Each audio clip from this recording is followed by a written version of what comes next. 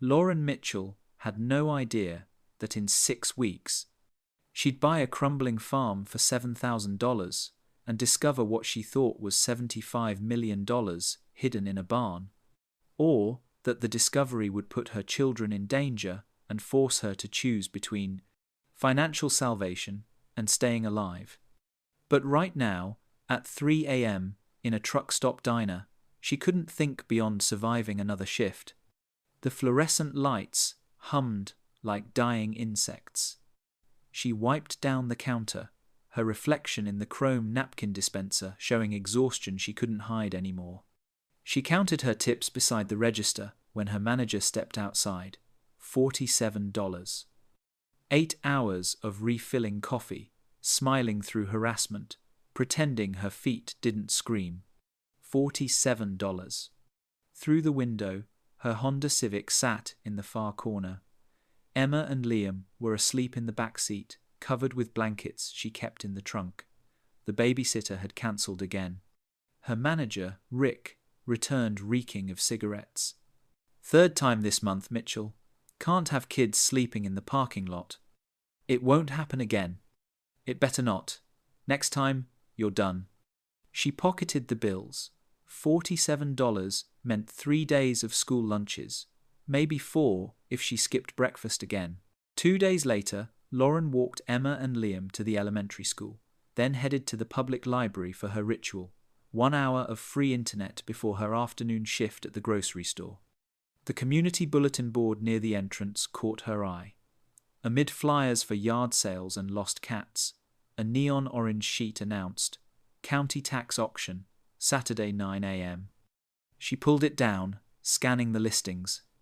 Most properties were vacant lots or condemned buildings. Then she saw it. Lot 47, 80 acres with structures, Riverside Road. Minimum bid, $5,000. Lauren's heart hammered. She had $7,200, 3 years of selling plasma twice a week, every tax refund, tips hidden from Rick. The emergency fund she'd sworn never to touch, except for true emergencies. Wasn't this an emergency? Wasn't homelessness always 1 bad month away? She claimed a library computer and searched the property address. Google Street View showed an overgrown driveway disappearing into trees. No clear view of structures. The county assessor's site listed it as residential without buildings, condemned. Lauren screenshot everything, her hands trembling. She had 4 days to decide if desperation was the same thing as courage. That evening, Lauren called her sister Maya from the truck stop parking lot during her break. "You want to spend your entire savings on what?" Maya's voice went shrill. "Lauren, that's insane. You'll lose everything on a money pit. It's 80 acres. Land. Something that's ours. It's condemned property. That means uninhabitable. Where will you live?" "We'll figure it out. We always do." "This isn't figuring it out. This is gambling with your kid's survival." Lauren hung up before Maya could continue. Her sister didn't understand that gambling was staying in this apartment, where rent increased every year while wages didn't. The next morning, she drove to Riverside Road alone. The kids were at school. The driveway was barely visible, swallowed by weeds and overhanging branches. The house made her stomach drop. The roof had collapsed on the right side. Black mold crawled up the exterior walls. Every window was broken or missing. But the barn stood solid. Massive double doors, wrapped in chains and padlocked, industrial-grade hardware that seemed excessive for an abandoned property. Why would someone lock a barn that thoroughly? Lauren circled it twice, her curiosity growing with each step. The wood was weathered but sound, no rot, no structural damage. Someone had wanted whatever was inside to stay there. Saturday morning, Lauren sat in the back row of the courthouse, hand clenched around her checkbook. Lot 47, 80 acres, Riverside Road, minimum bid $5,000. A developer in the front raised his paddle. 5,000. 6,000, Lauren called, voice shaking. 6,800. Lauren stood. $7,200. The room went silent. The developer turned, assessed her worn jacket and desperate eyes, and sat down. Not worth the hassle. Sold to bidder 73. That afternoon, Emma cried when she saw the property. Liam asked if they were homeless now.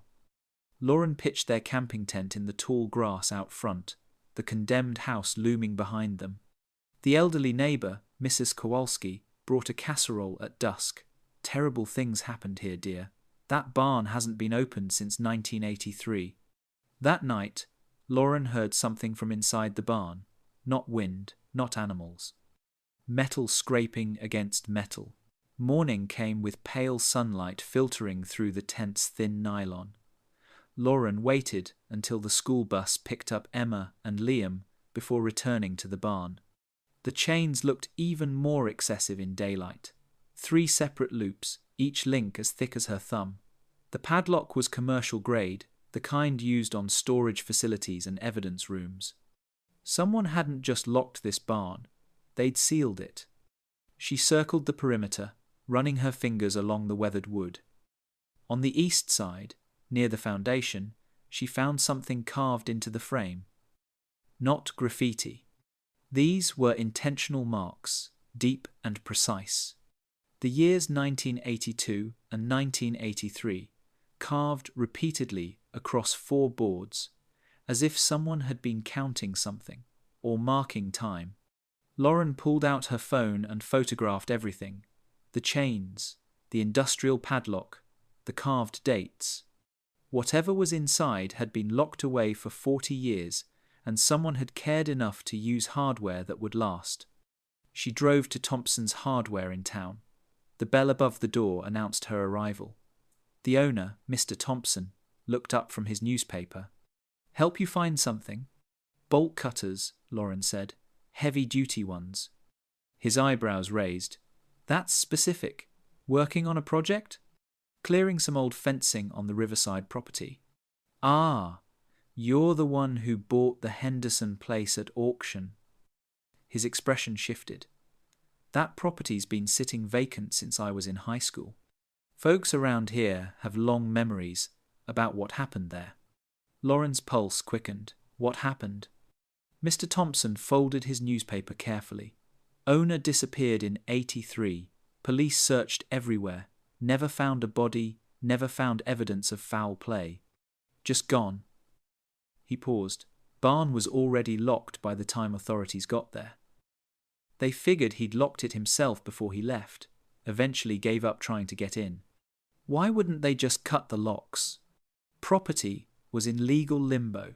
Family lawyers fought over jurisdiction. By the time court settled it, everyone had moved on. He pulled a pair of heavy-duty bolt cutters from the wall display. "These'll handle most anything.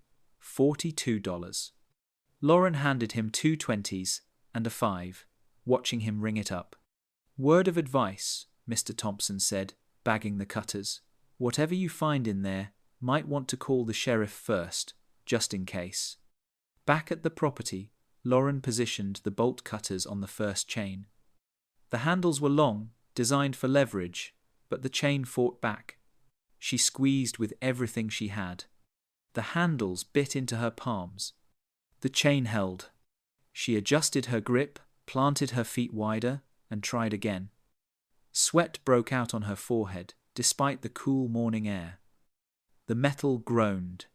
On the third attempt, the chain link shattered with a crack that echoed across the empty fields.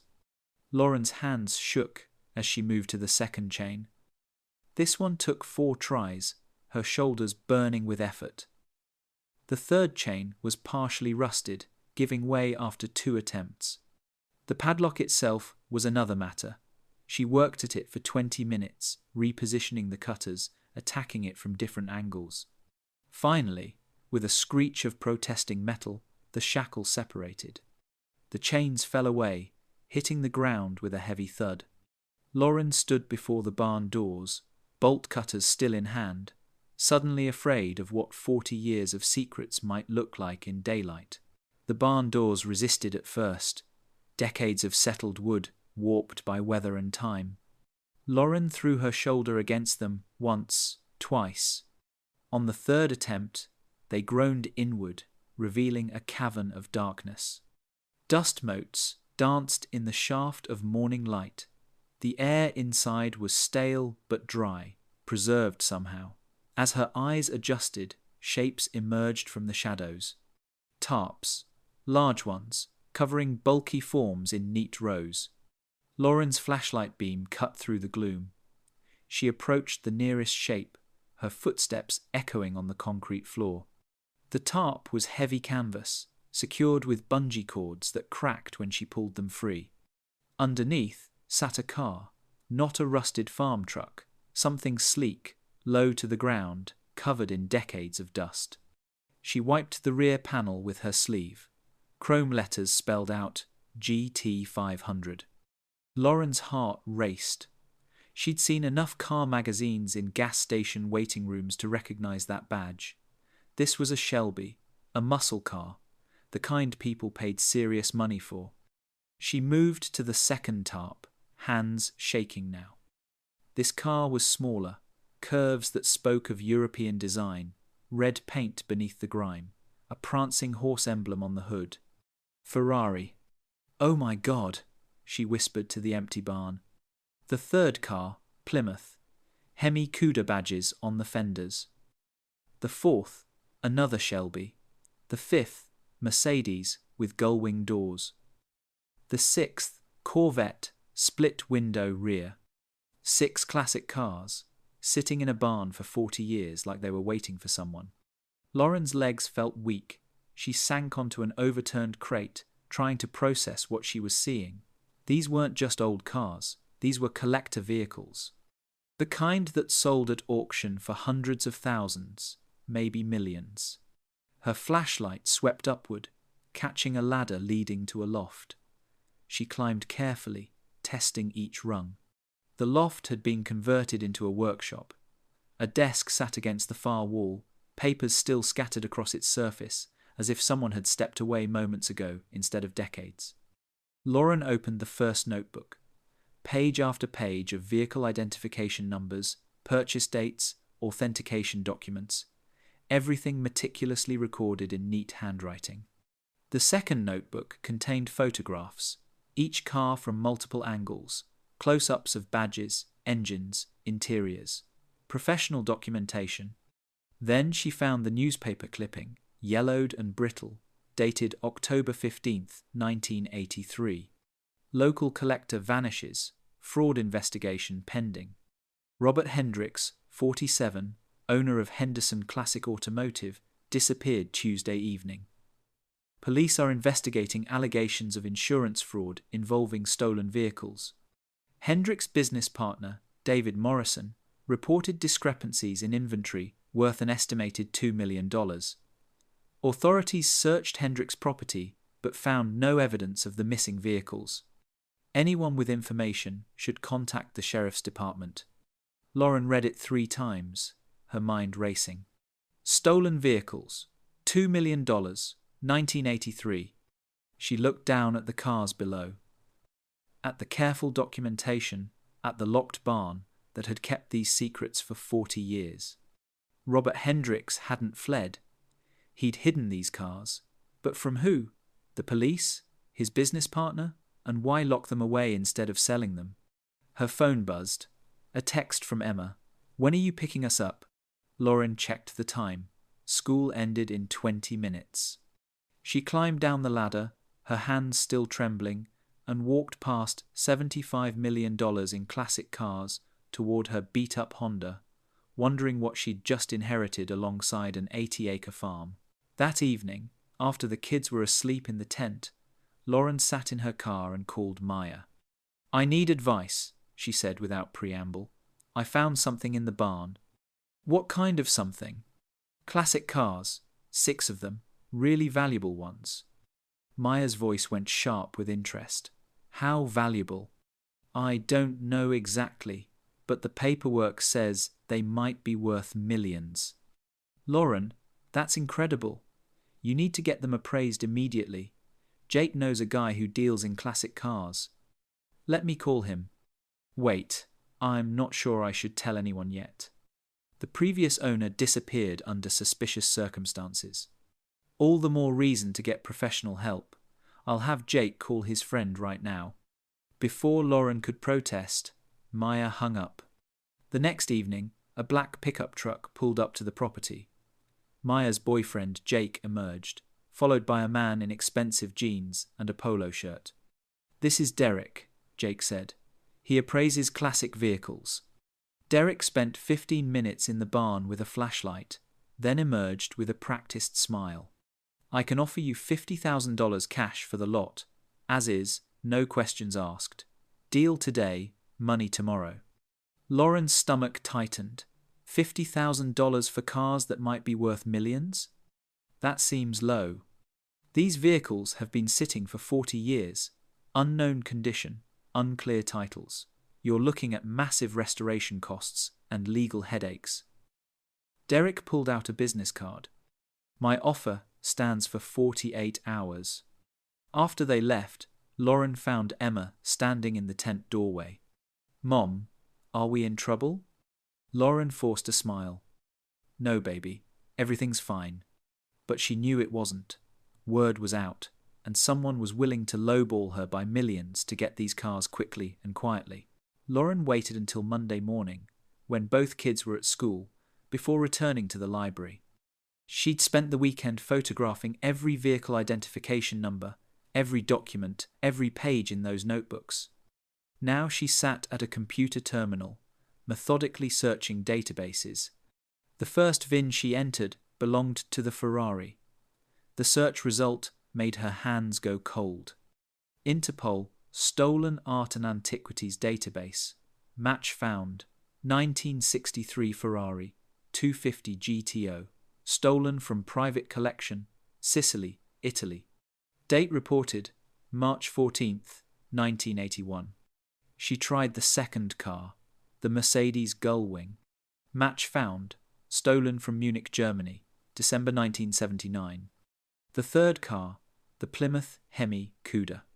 Match found, reported stolen, Boston, Massachusetts, June 1982. 3 of the 6 cars were confirmed stolen, international crimes spanning 3 years. Lauren leaned back, her mind racing.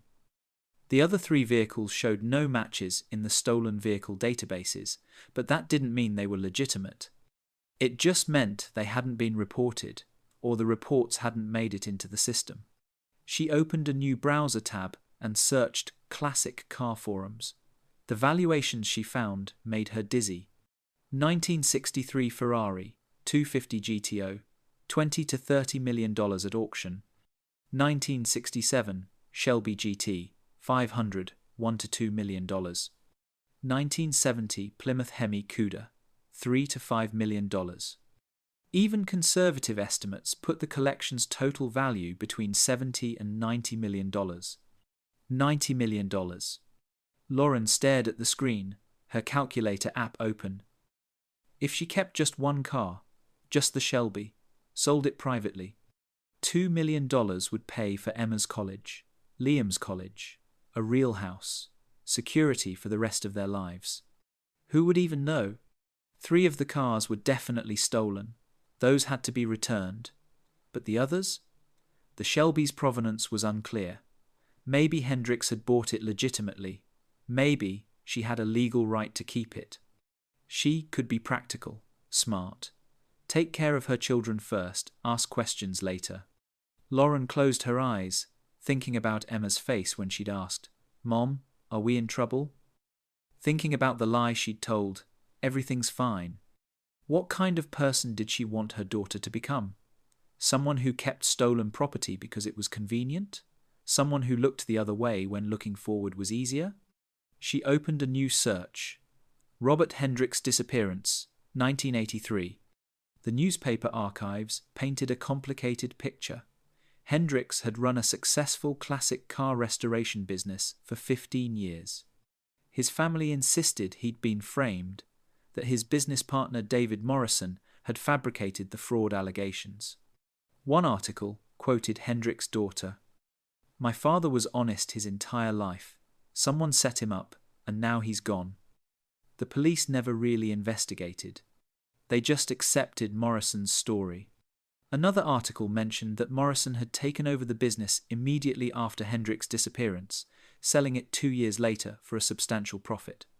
Lauren created a spreadsheet, tracking each vehicle's history as far as she could trace it: original owners, theft reports, insurance claims. The pattern that emerged was disturbing.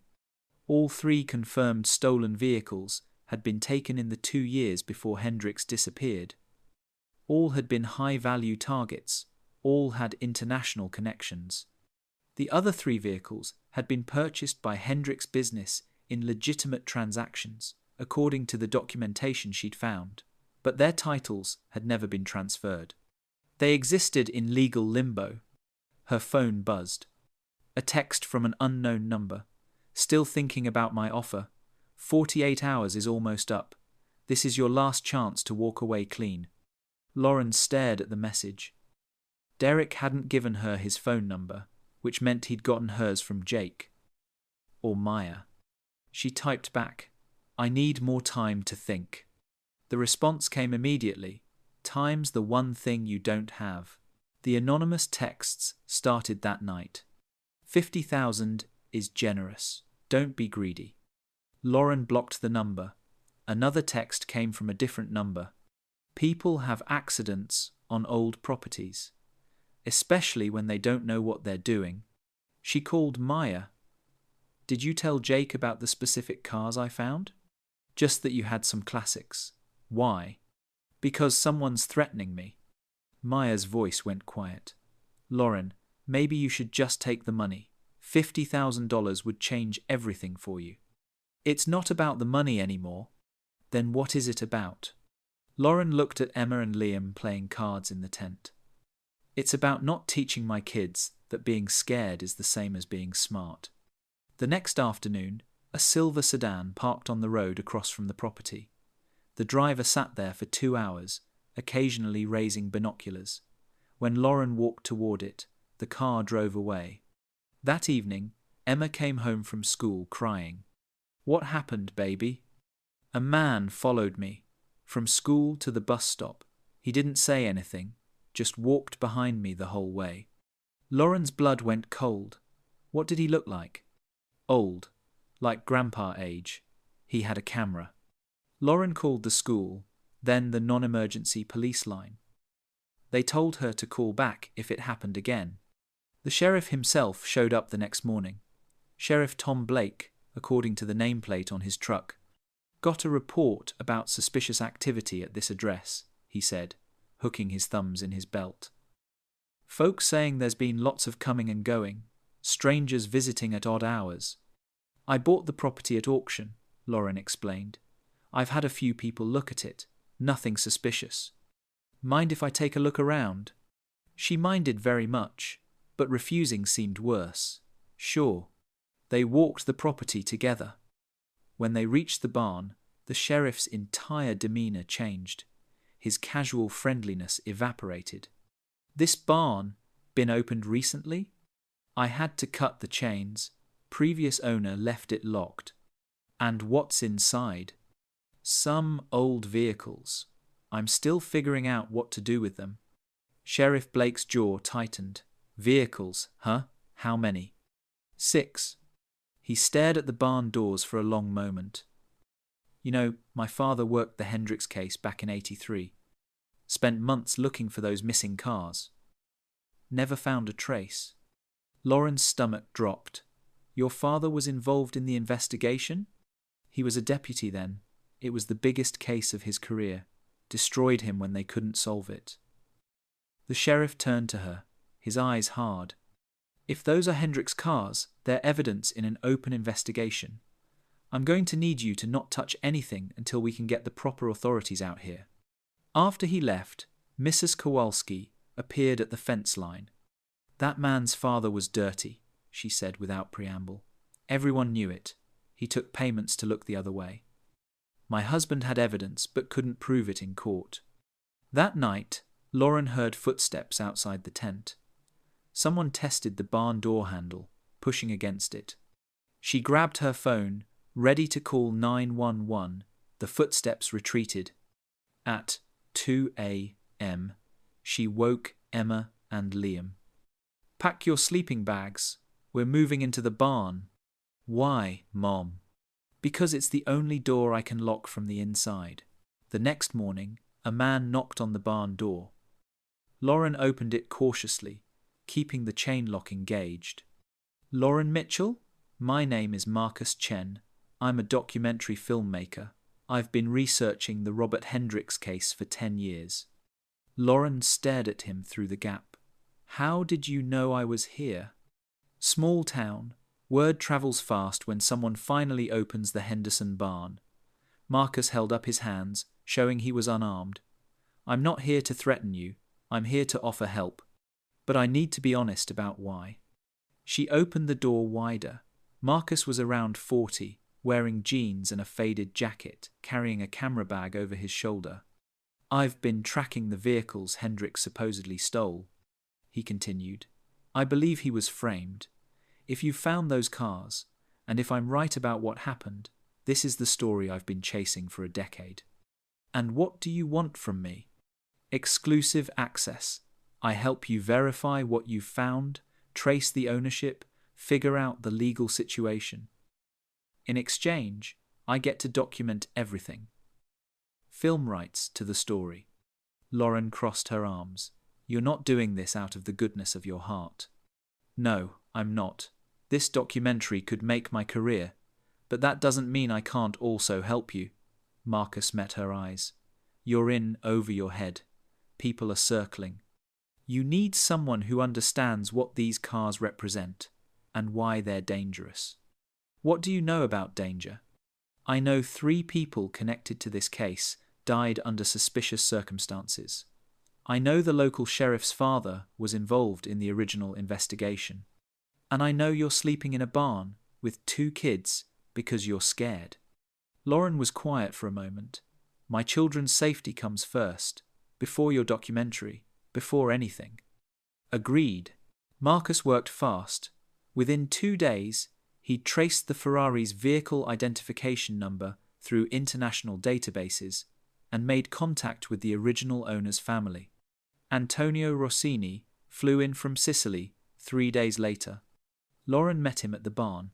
He was 35, dressed in an expensive suit that looked out of place against the rural backdrop. His eyes were red-rimmed. "May I see it?" he asked quietly. She pulled back the tarp. Antonio approached the Ferrari like it was a religious artifact. His hand trembled as he touched the hood. "My grandfather bought this car in 1978. It was proof our family had survived, had rebuilt after the war. He drove it exactly 3 times before it was stolen." Antonio's voice cracked. "He died 2 years later. The police told him he'd been careless, that he'd probably left the keys in it. He died believing our family had dishonored itself through stupidity." 202.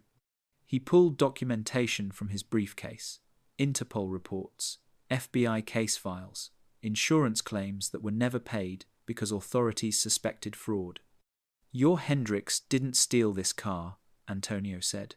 "He was hiding it for someone else." Marcus stepped forward. "I've found similar patterns with the other stolen vehicles. They all disappeared within a 2-year window. Different cities, different countries, but the same method. Professional thefts, targeting high-value classics." Lauren felt the pieces shifting. Hendricks was a fence, or he was protecting evidence. Marcus said, "Look at the timeline. The theft stopped in 82. Hendricks disappeared in 83. What if he was going to expose whoever was behind the thefts?" Antonio's expression hardened. "The organization that stole from my family still operates. Different names, same connections. If they learn you found these cars, you're not just dealing with property disputes. You're threatening people who've killed to protect their interests." Antonio stayed at a motel in town. The next morning, he called Lauren, his voice tight with fear. "Someone followed me from the restaurant last night. Black SUV. Stayed 3 cars back the whole way. When I pulled into the motel parking lot, they drove past slowly. I got the license plate, but it came back as a rental. That afternoon, Lauren walked to her Honda to drive into town for supplies. Something felt wrong. The car sat lower than usual, tilted slightly. She crouched down and looked underneath. Brake fluid pooled on the gravel. Marcus arrived 20 minutes later with a mechanic friend. The verdict was immediate. Brake lines cleanly cut. Professional job. If she'd driven at highway speed, she would have had no way to stop. Lauren's hands wouldn't stop shaking. That evening, she found an envelope tucked under the barn door. No postage, no return address. Inside, a single typed note. You have 48 hours. Take the $50,000 or lose everything. Your choice. Lauren looked at Emma and Liam doing homework in the barn loft. She'd moved them here for safety, but safety was an illusion. These people had cut her brake lines in broad daylight. She called Maya. I need you to pick up the kids. Tonight. What's going on? I can't explain right now. Please, just come get them. Emma overheard. Mom, no, we're not leaving you. It's just for a few days. You'll have fun at Aunt Maya's. You're lying. Emma's eyes filled with tears. Something bad is happening, and you're sending us away. Lauren knelt down, gripping her daughter's shoulders. Listen to me. The most important thing, the only thing that matters, is keeping you and your brother safe. I can't do that if I'm worried about you every second. But who's keeping you safe? Lauren had no answer. Maya arrived 2 hours later. Liam cried the entire 200-mile drive, Emma reported later by text. He thought they were never coming back. Lauren stood alone in the barn after they left, surrounded by $75 million in stolen cars, and felt the crushing weight of complete isolation. She'd sent away the only thing that mattered to protect them from consequences she'd triggered by trying to do the right thing. The empty barn had never felt more like a tomb. With the kids safe at Maya's, Lauren and Marcus worked through the night. Antonio joined them, bringing decades of his family's research into the theft ring. Marcus had brought specialized equipment. He photographed every vehicle identification number with high-resolution cameras, documenting every angle, every serial number, every marking that might prove provenance. The third vehicle, a 1971 Plymouth Cuda, revealed something that changed everything. This VIN matches a federal database, Marcus said, staring at his laptop screen, but not the stolen vehicle registry. This is from a witness protection case. He pulled up the file. The car had belonged to Vincent Castellano, a construction company accountant who'd agreed to testify in a 1982 RICO case. Castellano had detailed mob involvement in bid rigging and union corruption across 3 states. 2 weeks before he was scheduled to testify, Castellano disappeared. His car was never found. The case collapsed without his testimony. He was murdered, Antonio said quietly, and someone kept his car as a trophy, or insurance. Lauren felt sick. Hendricks was hiding evidence of murder. Or he was trying to protect it, Marcus countered. Look at the timeline. Castellano disappeared in June of '82. Hendricks didn't vanish until October of '83. That's 16 months. If Hendricks was involved in the murder, why wait? They returned to the barn loft, going through Hendricks' documents with new urgency. Lauren pulled books from the makeshift shelf, checking behind each one. Behind a 1978 automotive manual, she found a gap in the wall, a hidden compartment, no bigger than a shoebox. Inside was a metal canister wrapped in plastic. Marcus opened it carefully. Inside were strips of microfilm, preserved perfectly. We need a reader, he said. Mrs. Kowalski had one. Her late husband had been a prosecutor who'd kept meticulous records. At 3 a.m, they sat in her living room, threading microfilm through the ancient machine. Financial records appeared on the screen. Payments from construction companies to individuals, identified only by initials, dates, amounts, bank account numbers. These are payoffs, Antonio said, leaning forward. Look at the amounts, 50,000, 100,000. This is organized crime money. One page listed local officials, police officers, building inspectors, city council members, all receiving regular payments between 1979 and 1983. Marcus photographed every frame, his camera clicking steadily. He uploaded each image to a secure cloud storage account as he went. Some of these names, Antonio said slowly, pointing at the screen. I recognize them. These families still run construction companies. They're legitimate now, but this shows where they started. Lauren stared at one set of initials that appeared repeatedly. T.B. Deputy. Payments of $5,000 monthly from 1980 to 1983. T.B., she said. Sheriff Blake's father, Thomas Blake. The room went silent. Hendricks wasn't running, Marcus said finally. He was about to expose all of this, and they killed him for it. The next morning, Lauren made the call she should have made days earlier. She contacted the FBI art crime team in Washington. We'll need to send agents to verify the vehicles, the specialist told her. This will take approximately 72 hours to coordinate. Do not allow anyone else access to the property in the meantime. Lauren hung up, feeling relieved for the first time in days. 2 hours later, Sheriff Blake pulled into her driveway. Alone, no warrant, no federal agents. Miss Mitchell, I understand you've been making some calls to federal authorities. How did you know that? He ignored the question. Those vehicles need to be secured as evidence. I'm going to need the keys to that barn. The FBI is sending a team. They told me not to let anyone access the property. I am the local law enforcement. This is my jurisdiction. His voice hardened. Hand over the keys. Marcus stepped out of the barn, camera rolling. Sheriff, can you explain why you're here without a warrant or federal supervision? Blake's face flushed red. Who the hell are you? Documentary filmmaker. I've been researching the Hendricks case. Marcus zoomed in on the sheriff's badge. Interesting coincidence. Your father was Deputy Thomas Blake in 1983. The same year Hendricks disappeared.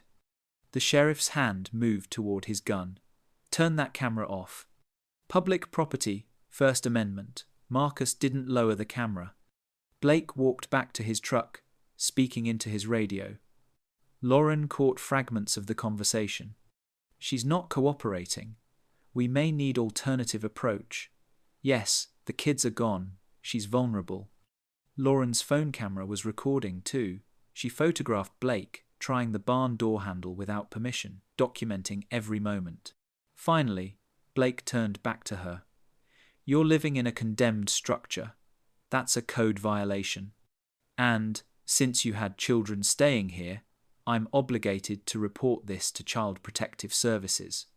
My children are with family, for now, but CPS will want to investigate your fitness as a parent. Living in a tent, dragging kids into dangerous situations, associating with criminals. He smiled coldly. You might want to reconsider that FBI call. Sometimes federal involvement just makes things more complicated. After the sheriff left, everything fell apart. Antonio called from a detention center. Immigration and Customs Enforcement had picked him up at his hotel. Anonymous tip that his visa was fraudulent. It wasn't, but the paperwork would take days to sort out. Marcus discovered his van had been broken into. All his camera equipment stolen, including the drives with local footage. The cloud backup was safe, but his ability to document anything new was gone. Lauren sat alone on the barn floor, surrounded by $75 million in cars that had become a curse. Her phone showed a text from Maya. CPS called me. They're opening an investigation. What did you do? She could end this. Call Derek, take the $50,000, pack the kids, and disappear somewhere nobody knew their names. Lauren pulled up the photo on her phone. Emma and Liam at the library, smiling over a stack of books. That was 2 months ago, before the farm, before any of this. What example was she setting? Run when things get hard? Accept money to make problems disappear? Or fight, even when the system was designed to crush people like her? Lauren sat in the darkness for hours. No Marcus, no Antonio, no allies left standing. She thought about the matches in her pocket. One spark and the barn would burn, the cars, the evidence, all of it. She could claim ignorance, say she never found anything, take whatever came next. Then she remembered Emma's voice just days ago. Mom, you always say doing the right thing is hard. That's why it matters. What kind of person was she teaching her daughter to become? Someone who burned evidence when it became inconvenient? Someone who let powerful people win because fighting back was too costly? Or someone who stood up, even when standing meant losing everything? Lauren pulled out her phone. Not to call Derek, not to accept the $50,000. She opened her browser and searched for one thing: how to live stream from a phone. Running would teach her children that ordinary people couldn't fight power, that systems always won, that justice was only for those who could afford it. Fighting, even if she lost, would teach them something better, that sometimes refusing to be silent was the only choice that mattered. At dawn, Lauren walked to Mrs. Kowalski's house and knocked. The elderly woman answered in her bathrobe. Lauren, what's wrong? I need to borrow your internet connection and your Facebook account. Mrs. Kowalski studied her face, then nodded. Come in. 20 minutes later, Lauren stood in the barn with her phone mounted on a tripod made from stacked crates.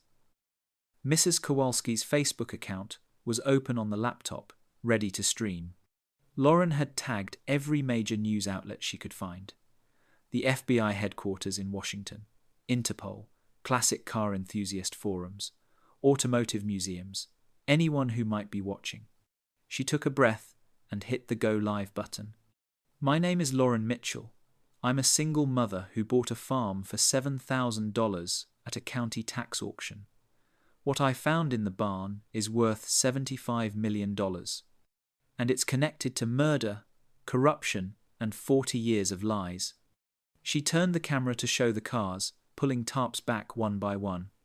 This is a 1963 Ferrari 250 GTO, stolen from Sicily in 1981. This is a Mercedes 300 SL Gullwing, stolen from Munich in 1979. This Plymouth Cuda belonged to a witness who was murdered before he could testify against organized crime. Lauren held up the microfilm sheets to the camera. These are financial records showing payoffs to local police officers, building inspectors, and city officials, payments that continued for years. Some of the people named in these documents are still in power. The viewer count climbed: 100, 500, 2,000. I've been threatened. My brake lines were cut. My children were followed. The local sheriff tried to intimidate me into silence. If something happens to me, you'll know why. She read out every vehicle identification number, showed every authentication document, held each piece of evidence up to the light. I'm not a hero. I'm just a mother who stumbled into someone else's secrets. But I refuse to be scared into silence. The people who killed Robert Hendricks 40 years ago, who've profited from corruption ever since, they're counting on ordinary people like me to stay quiet. Lauren looked directly into the camera. I'm done being quiet. The live stream exploded. Within 30 minutes, 5,000 viewers. Within an hour, 50,000. By the 2-hour mark, 500,000 people were watching Lauren Mitchell stand in a barn and expose 40 years of corruption. The comments section, filled with classic car enthusiasts, verifying the vehicles, journalists fact-checking her claims, people tagging law enforcement agencies. Sheriff Blake arrived with 2 deputies at the 3-hour mark. He pulled up fast, lights flashing, clearly intending to intimidate. But 3 news vans were already parked along the road. Local stations had sent crews within the first hour.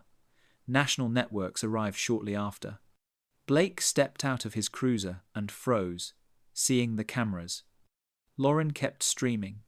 Sheriff Thomas Blake just arrived, the same sheriff whose father received monthly payments from organized crime, according to documents I'm holding right here. Turn that off, Blake barked. You're interfering with an investigation. What investigation? Lauren asked. The one that's been closed for 40 years? A black SUV pulled up. 4 people in FBI windbreakers emerged.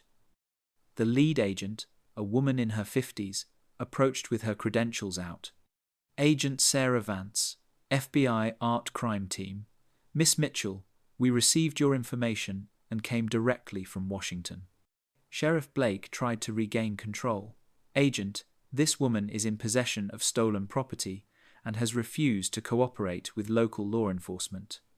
Because local law enforcement is compromised, Lauren said, still filming. His father was on the syndicate payroll. That's defamation, Blake shouted. Mrs. Kowalski's car pulled up. The elderly woman emerged, carrying a metal lockbox, moving slowly but deliberately. Thomas Blake, she called out, your father and I were friends once, before he sold his integrity. My husband kept files. Insurance, he called it. Evidence he couldn't use in court, but couldn't destroy either. Oh. She opened the box in front of the cameras. Bank statements, cancelled checks, photographs of Thomas Blake Sr., meeting with known mob associates. Your father received $5,000 monthly from 1980 to 1983, Mrs. Kowalski continued. You were 23 years old then, old enough to know what was happening, old enough to be complicit. Sheriff Blake's face went white, then red. That's ancient history. You can't prove anything about me. The microfilm shows payments to TB Jr. starting in 1982, Lauren said, holding up the evidence. That's you, isn't it? Something broke in Blake's expression. 40 years of carrying a secret, suddenly exposed in front of 500,000 viewers. My father said they'd kill our entire family if we didn't cooperate, he said quietly.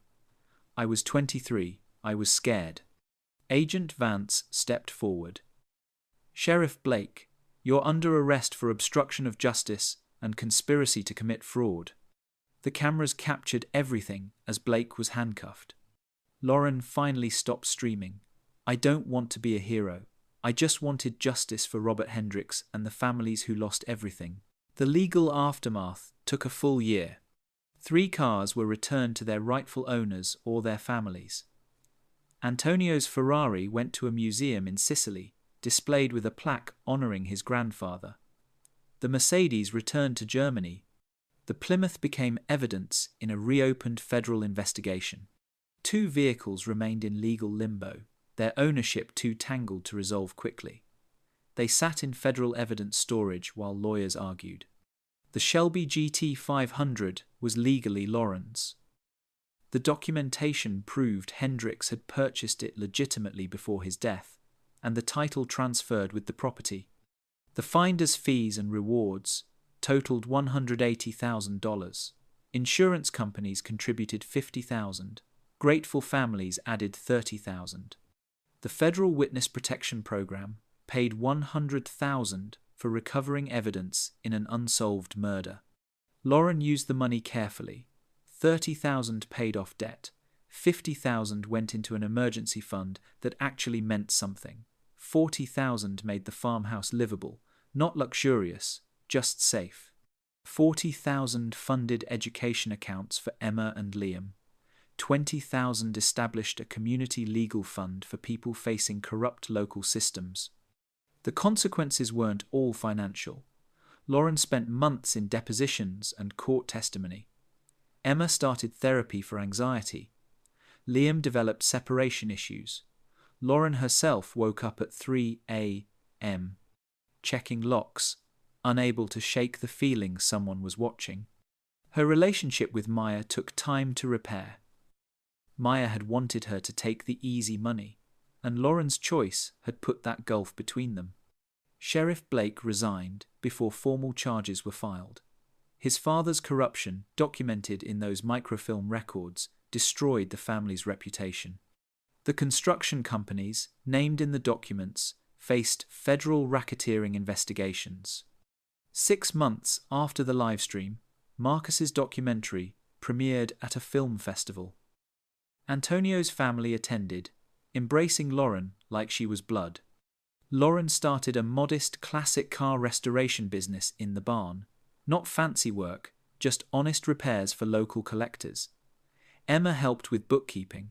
Liam learned to change oil. The farmhouse would never be a mansion. The barn would always smell like motor oil and old secrets. But it was theirs. No landlord, no eviction notices, no one could take it away.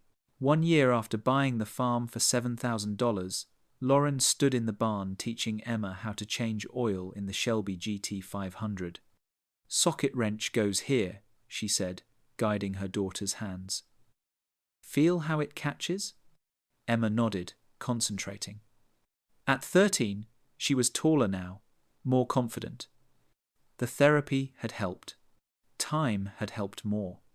Liam sat in the converted loft office, doing homework at the desk where Robert Hendricks had once documented his secrets.